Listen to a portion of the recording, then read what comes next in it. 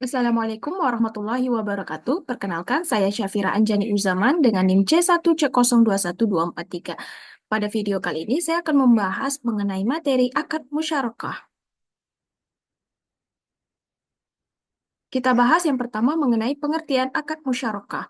Menurut Kasmir, pengertian yang berkaitan dengan akad musyarakah ialah akad atau perjanjian perserikatan yang dibentuk dengan dua orang maupun lebih yang akan melakukan suatu usaha dengan masing-masing dari mereka memberikan dana dengan kesepakatan laba maupun rugi ditanggung secara bersama. Dalam konteks hukum Indonesia pada Undang-Undang Nomor 10 Tahun 1998 menjelaskan musyarakah ialah suatu pembiayaan bagi hasil.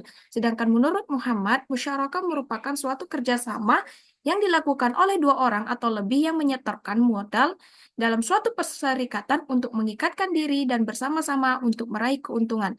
Pembiayaan atau akad musyarakah merupakan perjanjian kerjasama antara pemberi dana atau pemberi modal, yang di mana dana atau modal tersebut yang nantinya akan diarahkan pada suatu proyek maupun usaha tertentu diintegrasikan dengan cara membagikan keuntungan antara para pihak dengan rasio yang disepakati bersama pada saat penandatanganan kontrak.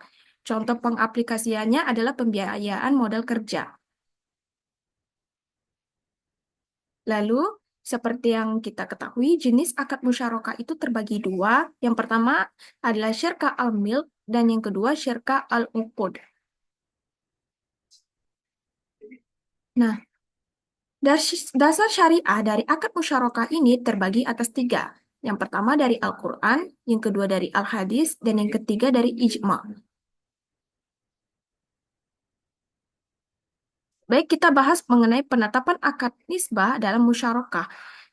Nah, penetapan akad nisbah dalam musyarakah ini terbagi atas dua. Yang pertama, pembagian keuntungan proporsional sesuai modal. Dengan cara ini, keuntungan baru dibagi antara para mitra secara proporsional sesuai modal yang disetorkan tanpa memandang apakah jumlah pekerjaan yang dilaksanakan oleh para mitra sama ataupun tidak sama.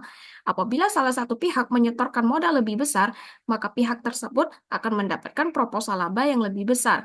Yang kedua, pembagian keuntungan tidak proporsional dengan modal. Dengan cara ini, dalam penentuan nisbah, yang dipertimbangkan bukan hanya modal yang disetorkan, tetapi juga tanggung jawab, pengalaman, kompetensi, atau waktu kerja yang lebih panjang.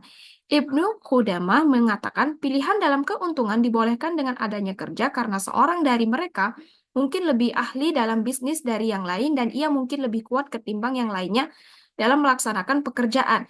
Karenanya ia diizinkan untuk menuntut ilmu lebih bagian keuntungannya. Kerjaan yang dilaksanakan oleh para mitra sama ataupun tidak sama, apabila salah satu pihak menyetorkan modal lebih besar, maka pihak tersebut akan mendapatkan proposal laba lebih besar. Lalu kita bahas mengenai perlakuan akuntansi PSAK nomor 106. Perlakuan akuntansi untuk transaksi musyarakah akan dilihat dari dua sisi pelaku, yaitu mitra aktif dan mitra pasif. Yang dimaksud dengan mitra aktif adalah pihak yang mengelola usaha musyarakah, baik mengelola sendiri ataupun menunjuk pihak lain untuk mengelola atas namanya. Sedangkan pihak pasif atau mitra pasif adalah pihak yang tidak ikut mengelola usaha, biasanya adalah lembaga keuangan. Mitra aktif adalah pihak yang bertanggung jawab untuk melakukan pengelolaan, sehingga mitra aktif yang akan melakukan pencatatan akuntansi.